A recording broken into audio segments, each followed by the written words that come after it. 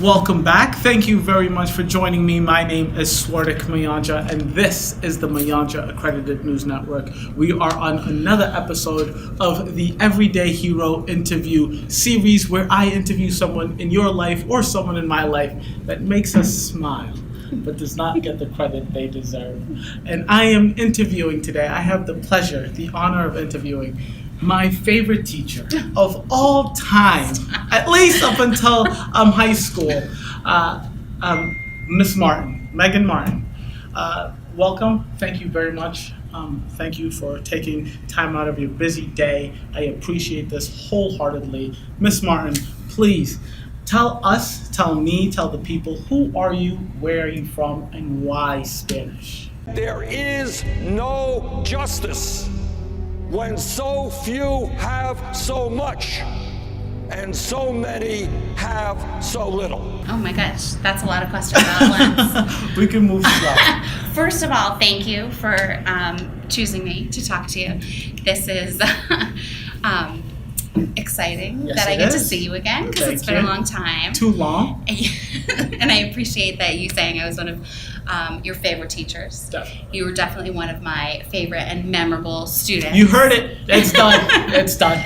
And so this is nice. Yes. My name is Meghan Martin. Mm-hmm. I live in Framingham, Massachusetts right now, but I grew up in Waltham, Okay.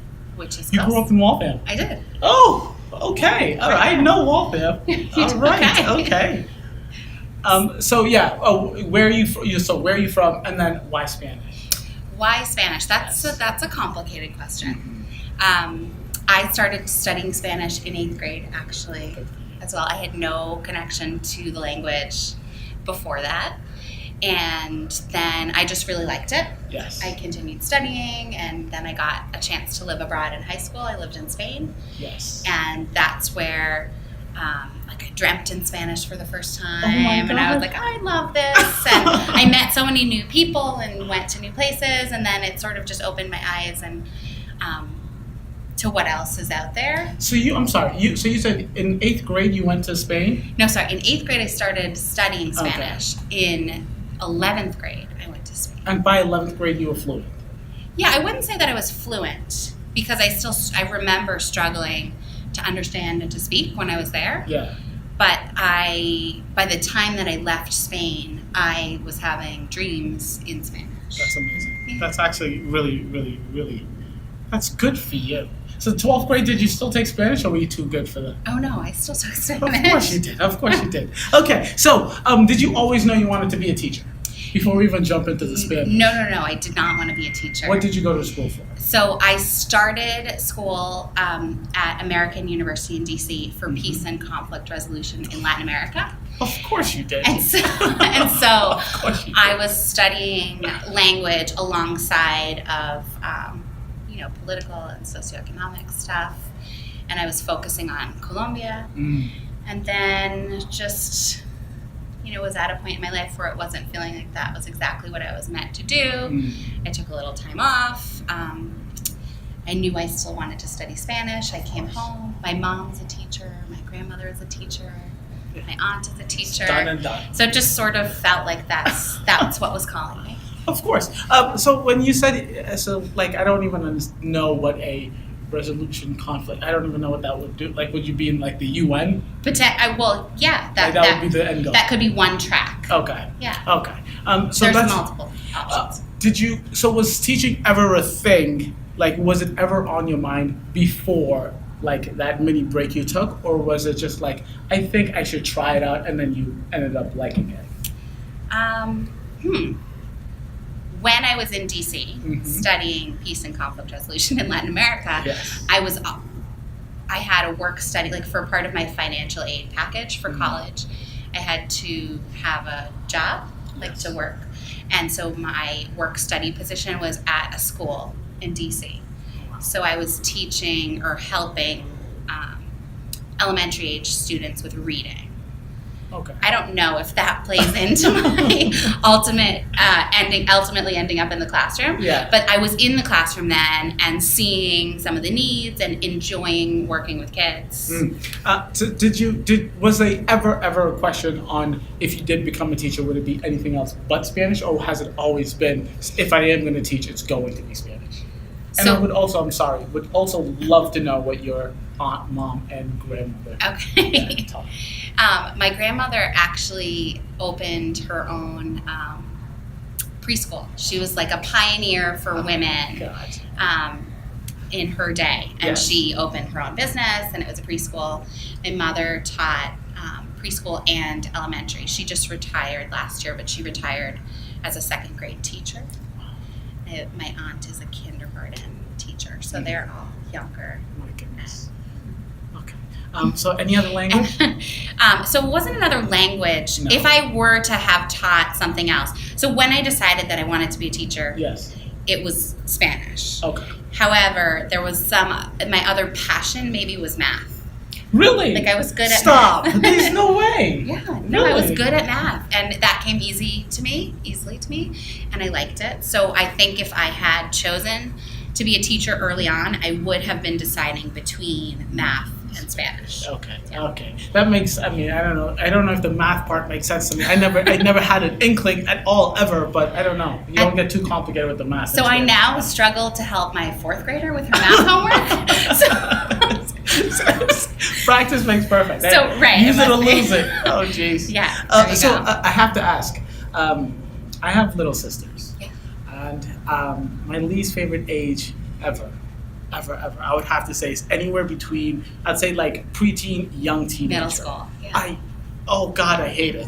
I can't stand that age group. Yeah. Why in all of the world would you be an 8th grade teacher? Wait, you teach all three, 6, I do. 7, I 8. teach all 3 grades. Why that grade? Why that age? It's so interesting because I hated middle school. Yes. Like I had a really Oh, you mean your my own experience. Like it was rough. Oh, And no. I have bad memories and, probably still a little like, traumatization there. So middle school was awful. Yeah. And when I first graduated and was interviewing for my first teacher position, I was offered a middle school position and I didn't want it. I wanted to teach high school. Okay. Cool. And so originally that's where I thought I would be happy, Yeah. and that's where I started. And then it wasn't the right place. And when I started here at Bigelow, it just felt right, and I couldn't imagine. Because now, there's potential opportunities to Yes. change, but I love middle school now. I don't want to take too much credit, but I think prior to us starting this, we kind of came to the conclusion that she started, and I was one of her, either Yeah. the first or second Yes. class that she taught. So it's probably because of you It's probably that I like middle school. no, but I I honestly just not even dislike middle school. Like I dislike myself in middle school. Yeah, Yeah. me too. So I honestly Yeah. thought if there was a time in my life where I was either like a bad or someone that I don't want to be, it was middle school. But at the same time, I also feel like that's the majority of people. Yeah. And then And you can see that in Exactly. the students. Oh, forget about it. And part of it is being able to identify the kids that are struggling and help ease it, Yes. make it a little bit easier for them. Yeah. So before we get real deep into the Spanish, because that's Yeah. where we're gonna live for a little bit. Okay. I want to know, do you have a philosophy? Because, when I say that you're my favorite teacher, I mean it. You are, to the date, I would say up until high school, 6th, even kindergarten through 10th, 12th grade, you're my favorite teacher. I don't count college because it's a different thing. But do you have a philosophy? Is there a big thing that you look at or do every single year with every single student? That's such a hard question. Certainly, I have a philosophy Okay. on teaching, and it changes, it's fluid. Mm. One of the things when you're studying to be a teacher is you have to write out your philosophy, and I think real talk? Yeah. Oh, Yeah, wow. it's part of teacher training is Okay. identifying your philosophy. And so I think if I read that now, it would be different from one that I would write now, because it changes based on current practice and your students. But something that's been sort of consistent Yeah. is that I try not to take myself too seriously. And like the content is almost second to like nurturing the student. Yeah. Like middle school especially is about teaching kids like how to navigate being students. Oh my goodness. So it's not like if they don't leave my class fluent in Spanish that I've failed. If that's the case, you failed. Oh, man. Because I am definitely not fluent. But no. Like the thing, I think you're right. Like it's a right on the money because, like, the reason I didn't like myself is because I honestly was probably the most insecure I've ever been in my life during that time. So you're right. Like if you get a student to understand how to be a student or be a better student through your time, it's a win-win. Right. Like it's just a win, Yeah. right? So specifically, why Newton? Did you come out looking for Newton, or was that just? So as a college student, you have to do student teaching. You have to be a student teacher. Yes. And it's full circle because I told you I have a student teacher now. So Is this your first? it's my first. Congratulations! Are you good to her? Yes, her. Oh, yeah, wonderful. It's great. Wonderful. So as a student teacher, I was placed in Newton. Okay. So the placement was done simply because I lived in Waltham and that would be a convenient location for me Yes. to work. And I had a great experience. I was at Newton North. You were. I was. You were at North. I was. That's my school. I know. All right. All right. Yeah. So I worked with Miss O'Neill. Did you have Miss O'Neill? I did not have Miss Okay. O'Neill. No. So no. she's a lovely woman and a great teacher, Yes. and I learned a ton from her and loved being in Newton. And one thing that I really appreciated about being in Newton was that the community values learning language and sees it as a skill that students should acquire, and it's important. And I didn't accept the middle school position in Newton out of college. I left, like I said, to teach high school in a different district. Yes. And I didn't feel that same support from the community or from the school. Yeah. And then I came crawling back. Please take me back. Yeah. And I've loved it. And you've been here how long? How long has it been so far? Oh no, I wasn't prepared with that question. But I think it has been since 2007. So 10 years. 10 years. Mike, 10 years. I know. Wait, are you a 10? Is that how you get tenure? Oh no. I've never known that about being a teacher. No, How do that's you get it? that's a good question. So it's called getting professional teaching status, and you acquire that after 3 years. Oh. Yeah. So that's in the bag. Yeah. Oh, you got 10 years ago. Oh, good. Last question about general teaching. Okay. Before Spanish. Discipline. Yeah. So before we started, she was telling me that she thinks she might be a little more stricter, or she's just, I don't want to put words in your mouth, but you just said it's Older? I am older. Yes, you are older. But how do you have a way? Like, how do you discipline your students who are just not behaving? That's changed too. And ideally, I just want my students to behave because that's what you do Exactly. in the classroom. Of course. That's not always the case. No. And when Swardick was my student, do you remember, did you have a name, a Spanish class name?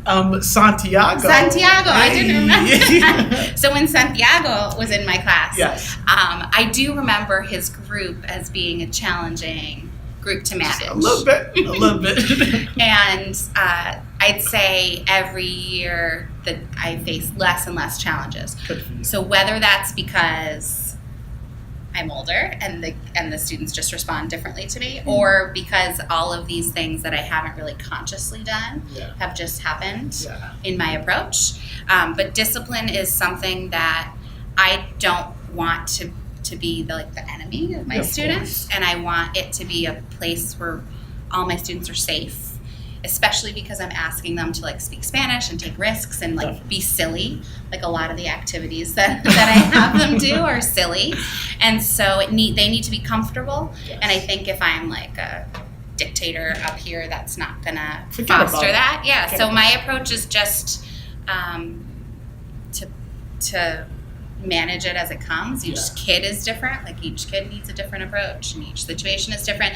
But I like to have a relaxed, comfortable atmosphere in class. That's well, important good. to me. See, it's I think discipline is probably like one of the bigger reasons I liked being in your class so much, just because like I wasn't the best behaved a student, but I was never like, I looked forward to going to Spanish class, and it wasn't Spanish class because of Spanish class, because I never looked forward to go to Spanish class. It was because Miss Martin was the teacher, right? So it was like, because I knew that I could be like myself, or like I knew that I could like, you know, act and like pretend to be like a Spanish Santiago. I could be Santiago for 45 minutes, however long class is, and it was great, and like I could be loud and obnoxious. So I love to hear that, because that's exactly what I want. I mean, not necessarily the loud and obnoxious part. I don't remember you being particularly overly loud and obnoxious. I'm not horrible.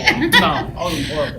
But I think that because I like to get to know my students like one-on-one, Yes. like understand them as a whole person, as opposed to just, you know, like who they are as a Spanish student. Like I like to know them outside of class as well. And so because of that, I know that the behaviors that students exhibit in my class aren't necessarily coming from a mean place. Like there's no malintent there. So it's good. So I can laugh with you if you do something silly. Exactly. That's okay. Because it's not like you're doing it to be mean or to hurt. That's what's right. happening. No. At least I hope I wasn't. No. So Spanish, Yes.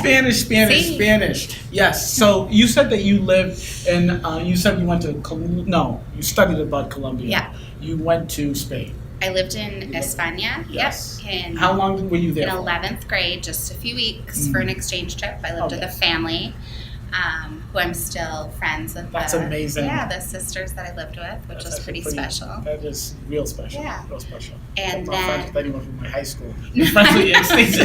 well, because you live in their house, Yeah. you develop a special bond. Exactly. I mean, that's real. So, like, I do want to talk about that, because I think I hear it just a million times all day, every day. Like, you can't really learn this language unless you live in that language speaking country. Yeah. Or in that language speaking community, whatever. Like, you have to be in it to really learn it. Is that true? Do you believe that? I believe at a certain point, you need to be in an immersion situation to get past a certain level of proficiency. I wish that please come back to my class someday. You want to come visit? Oh, definitely. Yeah. I'll come to watch you teach. Come be a visitor, because I think my approach has changed quite a bit, and actually, like the whole way that world language teachers are approaching teaching language has changed, and we are focusing more on proficiency and could they use this in the real world, and less on like conjugations and vocabulary lists. So I'd like to say that my students could feel comfortable traveling, certainly after 8th grade. Oh, yes. Yeah. The thing is, it's like I was never great at Spanish. I just wasn't. But I was like decent. Like I always did like B plus A minus ish. I was there. You got it done. So like I got it done, and I would say pretty good. I don't know. But like you did mention earlier about dreaming in Spanish. Yeah. So my 6th grade Spanish teacher, Mr. Egan, Who's phenomenal. Yeah, he's just great. He knows like 1,000,001 languages. It's crazy. But he like. That was like the first time I've heard it, and he was like, that was his motto. Like, you don't know a language until you dream. Exactly. Yeah. Do you believe that? I don't know, because I was still a learner the first time that I dreamt in Spanish, but I was also pretty confident. I mean, that's an interesting question. Yeah, I think once you're at sort of a intermediate or advanced proficiency level, that's when you dream in it. And I just like the thing is like I wonder if Mr. Egan would say that still. I don't know. Maybe is he still here? He's not here, but he's on the forefront of teaching world language. Of course, he's the president of MAFLA, which is the Massachusetts Association of Foreign Language Teaching. Is he really? Yeah. And My God. He's the Mr. Egan. Congratulations. Yes, Mr. Egan. Good for you. That's amazing. Yeah. Okay. And he's a department head in a different district and doing great gracious. things. Goodness. Okay, so you lived in Spain. I did, and in Costa Rica. Really? In college. Oh, okay. Yeah. So that must have been a little more fun. Was it spring break? Did you little live more in fun. there, or was it spring break? No, my sister and I went there for a summer, and I studied at a university, and we traveled. That's awesome. Yeah, it was fun. Awesome. Good times. So can you just, because good thing you mentioned both countries, because I do want to talk about the different countries. Okay. Why do they speak with a lisp in Spain? Well, what is that all about? I don't even understand it. Why do they have a drawl in southern United States? That's a good question. It's just accents are different, and But a lisp that's not an accent. That's not a dialect. That's so it's different. an accent. Okay. Well, it's just so when you make that sound. I'm trying to think of an example in English, but in Spanish that comes out like with the C, like gracias. Yes. Yeah, and so it's just that. Okay. The letter has sounded that way, and that's how people spoken. And that's how they do it. Yeah. Do you have a favorite Latin Spanish speaking country? Do you have a favorite? No. No. Really? I mean, I've only lived in 2, so I certainly have. Okay, that's true. Like there's a special place in my heart for Costa Rica and the Ticos and for the Españoles, but I don't have. I wouldn't say that they're my favorite. Yeah. So like I know you, because you mentioned earlier about the grammar and the vocab, and I do think, I don't know if I was still taking Spanish when this switch happened or whatever, Yeah. right? But I feel like that was like my crutch. Yeah. Like that, it was So just. it was helpful or it was bad? No. It was like, of course you need to know grammar. Of Yeah. course you need to know vocab. Actually, vocab I think is very different than grammar. But like, I feel like grammar itself was just super tough. So now my model is, I want to show you or to model for you speaking the way that it should sound. But then if you give it back to me and there's mistakes, if I understand what you're trying to get across, that's all that counts. Like, that's the point. That's the point. Yeah. I wanted to hear you say that. Yeah, that's what it is. Of course, that's the point. Yeah, Of course so I don't is. care if you have an accent anymore. Oh, that's so. Anymore. Like, if you spelled that wrong, it doesn't matter because I know what you want to say. So I mean, there's times later in your education where course. you'd need to hone those skills. But Pretty that up. here at the beginning, it's not important. Yeah. So so you're fluent, right? So you can write essays and everything in Spanish. Yeah. Oh, yeah. goody. So what do you think? What is your perspective? Have you heard of Duolingo? So I Yeah. have. I've never even opened it or downloaded it. But I think that all of those things like Rosetta Stone and Duolingo, Yes. like any of that could be a great skill if you want to learn. Yes. Like if you don't learn in the Spanish class, having an app isn't really going to help you unless you want to learn. The app's not going to do much for you if you're not interested. Just downloading the app doesn't mean that you're going to be fluent in Spanish. Like, you still have to put in time and practice and open your mind to the new language. So I don't know if that's what your question was. No. Yeah. It makes sense because it's like it's the app, right? If you have it, cool. Well, parents email me like, is this a good tool for my student? And sure, if they want to use it, but if they don't force your child to do it. If the parents are emailing you those questions, you're not giving enough homework. I mean, that's the answer. That's all. So that's changed too. I don't love homework anymore. That's because I'm a parent. Oh. Yeah. Like our schedules are so busy that when I feel like it's hard for my second and fourth grader to get their homework done, and their schedules are so crowded, I can't even imagine what it's like for middle school and high school. So now it's like essential homework. It's not homework for homework. Good for you. You're not homework every you. night. But if I think that there's something that you need to do to prep for the next class or to give specific targeted extra practice, then you'll have homework. Why can't it always be that way? You know what I mean? I think it's changing a lot. You should go back, start again. Yeah, let's do it again. Never, ever. So I do want to talk about a little bit about what's going on in Newton. Okay. So I've heard of just a couple of news stories, but I think it was the past year. I don't even know if it's just been 2016-17 that school year, or it's been like all of 2016. But a couple of months ago, this is both situations at North. There was a group of kids drove around the parking lot with a Confederate flag, which was kind of crazy. Yep. And then just like a week ago, or even a couple of days ago, one of these kids was getting bullied because he's a Trump supporter. Him and his friends were a Trump supporter. Newton was I didn't hear about the second one. but You didn't? No. Okay. It was just on the news and I Yeah. saw it, and my sister was telling me about it. But Newton was like the Star Spangled Banner, like photogenic. This is what you want a community to be, right? And maybe because I'm not in it and I just hear the really, really crazy things, which is always bad stuff. But do you think there has been a shift, a change, a difference at all? No, I Okay. don't. So I think that there's been a shift across the whole country where, I mean, it's really charged right now, politically charged situation. And unfortunately, there's sides. Like a line has been drawn and you're here or you're here. And I think that's something new, and that those situations may be a product of that. But I don't, here in the middle school, so I don't live in Newton either, so I can't speak all the time to what's happening here. But at Bigelow, I don't see... You don't see any of this stuff? No, I don't. Which I think is it's pretty damn good, right? But because I feel like...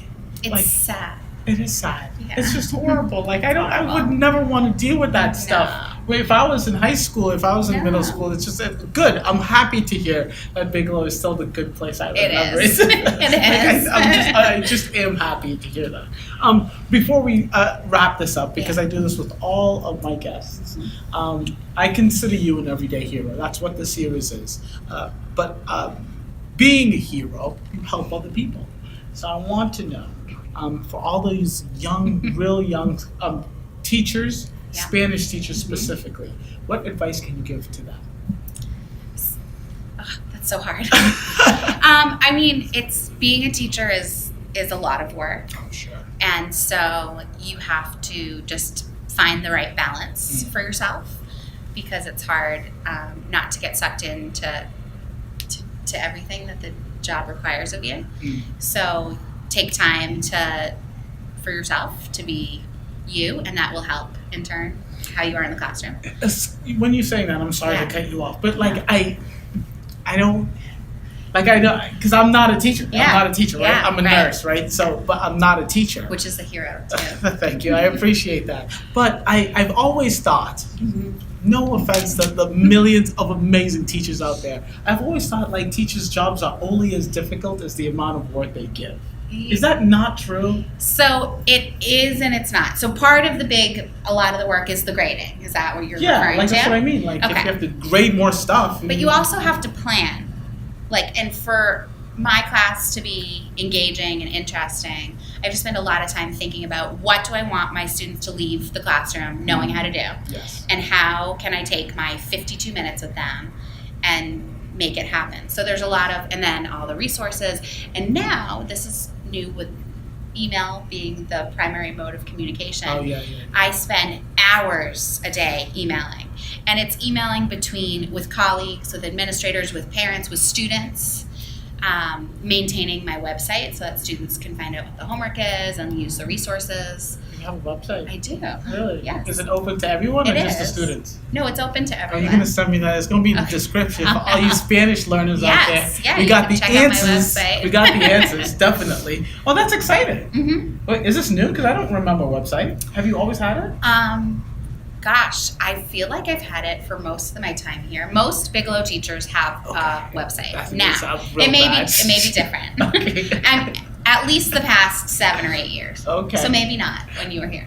You probably did. I just double checked. Maybe you didn't check it. I'm maybe a bad that was student. Part of the problem. But no, because I appreciate that, because until I actually was a nurse, even going through nursing school, I thought nursing school was the hardest thing ever. Becoming a nurse, you just don't know what these people who do these specific professions have to go through until you do it. And it's super intense. Has emailing, do you think that's horrible? Do you not like it? Do you like it? Do you love it? All of the above. Oh, really? Yeah. So I love it because I can easily communicate with students and parents and colleagues, and it doesn't have a time frame, like a phone call has to happen during a certain time of the day. I can email in the middle of the night if that's when I have time to do it. So that's nice. It's convenient, but it's time consuming because I don't know if everybody's like this, but I like to draft and then reread and edit and change, and so that's just that you. takes that's just you. Sorry. that takes a long time. Okay, Yeah. good.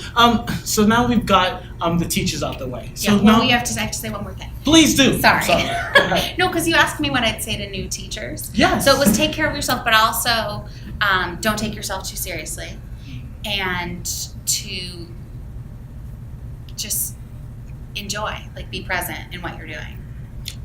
That's what I need to say. You kind of new have to teachers. be. Yeah. Yeah. You kind of. And have it's a to great be. job. You think so? I do. I love it. I think if I could be anything when I have kids, it would be a teacher. Yeah. I feel like that's just perfect. Yeah. Being a teacher while you're a parent, everything is the same schedule all the time. Yeah. So- I mean, it doesn't always work out quite like that, but Oh yeah, especially if you live in different towns. and Yeah. stuff. But big yeah, picture. for the most part, For the yes. most part. It's nice. So teachers out the way. Good luck, Okay. you guys. Yes. So the most important people. Mhm. Those 6th through 8th graders. Yeah. Those first, and that's like when people are all of those kids are, for the most of them, they're just starting a new language for Yeah. the very first time. Yeah. What advice do you have to them? I would advise them to just find what they like and find what works as language students. Is that what I'm advising them Yeah, for? yes. Yeah, so there's different things. Everybody learns differently, and so you have to figure out what works for you and then make it work for you. Definitely. Like, flashcards aren't for everyone. No, it's not. And just the same, like pushing yourself to speak isn't right for everyone at the beginning. So you have to see what feels right and do it, but you have to work. It takes work. And So yeah, since we're talking about this, what is your standard when these students are leaving their class? Is there an MCAS version of the Spanish? Is how do you measure it? I know obviously it's each paper assignment you get a grade for, but is there a goal? yeah, there is. Okay. So it's a proficiency level. And there is an exam that's national. It's called the Apple, and it's put out by ACTFL. And so we are using that at the end of 8th grade to identify our students' proficiency levels. So that's there's a novice, an intermediate, and advanced, and then distinguished and superior. Ooh. That our students, we would love to get to the intermediate love at the end of 8th grade. And you mean that's for all students? Yeah, okay. for language and speakers in Okay, general. okay. It's I not thought just you meant it students. was I was damn, that's pretty low ball. You could reach, but can I ask? Yeah. Are you guys meeting those? Yeah, we are. Oh, We goody, were super goody, excited goody. with it, and we're getting ready to assess again this year. So, Awesome. Yeah. Okay, last question. 5 years from now, Mhm. when you are hanging out with Mr. Eakin and you run the Spanish-speaking language learning courses of all of America, yes, and Swarta calls you and says, "Can I please have another interview? Would you do me the honors?" oh, of course. Well, thank you very much. Ms. Martin, do you have any Instagram, any social that you want people to go and see? Or is it, I don't. I'm sorry. I have a pretty low social no profile. No problem. Well, I'm going to have her website on the description below. So definitely check that out if you're interested at all about Spanish. Is this all Spanish or is it just 6th to 8th grade Spanish? It's what? Your website. So my website is specifically for my students. Oh, okay. Yeah, but you can still You can link definitely to it. go check it out Yeah. and see what 6th or 8th grader would need to know for Spanish. Yeah. And then definitely like and subscribe. This is honestly my favorite teacher of all time. I've loved her class. If anyone knows me in real life, they already knew that. But thank you again, Ms. Martin. I truly appreciate it. Thank you. And enjoy another great year of Spanish. Thank you. Come back. Come visit. Will do.